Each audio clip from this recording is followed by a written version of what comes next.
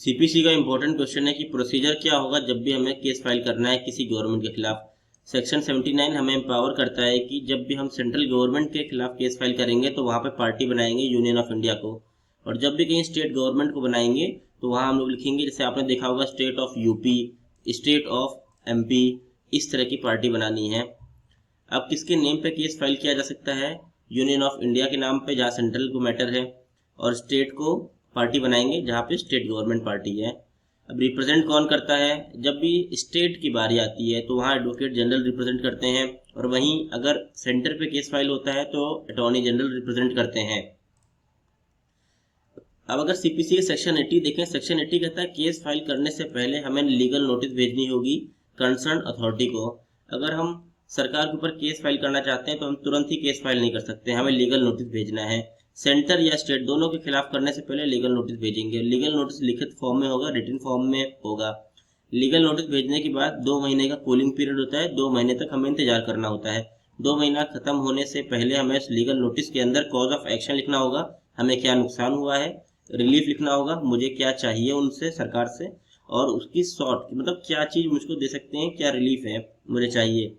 अब नोटिस को, मेरी जो नोटिस रहेगी उसको कौन रिसीव करेगा? अगर सेंट्रल गवर्नमेंट के खिलाफ केस कर रहा हूँ तो secretary of concern department receive करेगा। अगर स्टेट गवर्नमेंट के खिलाफ केस कर रहे हैं हम लोग तो सेक्रेटरी या फिर कलेक्टर ऑफ डिस्ट्रिक्ट रिसीव करेगा। या किसी पब्लिक ऑफिसर के खिलाफ केस किया जा रहा है तो ऑफिसर भी रिसीव कर सकता है, या फिर गवर्नमेंट देयर रिप्रेजेंट, यानी जो भी गवर्नमेंट कहेगी वो भी रिसीव कर सकता है। अब नोटिस के अंदर लिखना क्या है? जो नोटिस भेज रहा है उसको अपना नाम लिखना है, अपना एड्रेस लिखना है, डिटेल डिस्क्रिप्शन लिखना है कि क्या भी उसको नुकसान हुआ है, क्या भी उसकी शिकायत है, क्या भी कॉज ऑफ एक्शन है नोटिस के अंदर, उसे क्या उपचार चाहिए ये भी लिखना है, रेमेडी, और क्या ही वो रिलीफ चाहता है, क्या ही राहत चाहता है वो भी लिखना है, कंपनसेशन अगर कुछ चाहता है तो भी लिखेगा। अब स्पेसिफिक गवर्नमेंट डिपार्टमेंट को ही भेजना है या फिर कोई कंसर्न डिपार्टमेंट, जैसे इरिगेशन डिपार्टमेंट इन्वॉल्व है तो साफ साफ इरिगेशन डिपार्टमेंट लिखना है।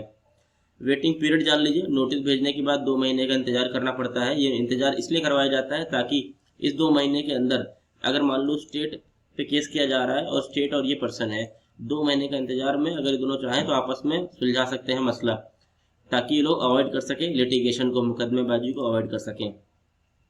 फाइलिंग द सूट, अब केस फाइल करने का प्रोसीजर क्या है? मान लो 2 महीना बीत गए और नोटिस आप भेज चुके हैं, उसके बाद केस कैसे चलेगा? जैसे कोई भी सिविल कोर्ट में केस चलता है, मुंसिफ कोर्ट में, वैसे का वैसा ही चलेगा, कोई स्पेशल प्रोविजन नहीं है, जैसे कि सिविल केस चलते हैं। अब कुछ एग्जाम्पशन मिला हुआ है। अब जैसे मान लीजिए कोई इंपॉर्टेंट मामला है, कोई बहुत ही अर्जेंसी का केस है, अब 2 महीने का इंतजार नहीं कर सकते हैं, तब आपने जैसे ही डायरेक्ट सूट फाइल कर सकते हैं, कोई भी 2 महीना इंतजार नहीं करना है, विदाउट प्रायर नोटिस। इसके लिए हमें कोर्ट का परमिशन चाहिए होता है। और उसके बाद जान लीजिए, जब आप डायरेक्ट फाइल करते हैं सूट गवर्नमेंट के खिलाफ और कोई अर्जेंट मैटर है, 2 महीने इंतजार भी नहीं करना होगा आपको, उसके अंदर आपको अर्जेंसी लिखना पड़ेगा कि क्या कारण है, क्यों आप अर्जेंट केस फाइल करना चाहते हैं। ये पावर मिलती है सेक्शन 80 क्लॉज 2 से, जो कि सीपीसी में दिया हुआ है।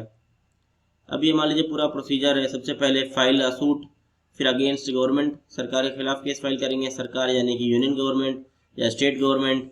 यूनियन गवर्नमेंट को रिप्रेजेंट करता है यानी सेंट्रल को रिप्रेजेंट करता है अटॉर्नी जनरल, स्टेट गवर्नमेंट को रिप्रेजेंट करता है एडवोकेट जनरल।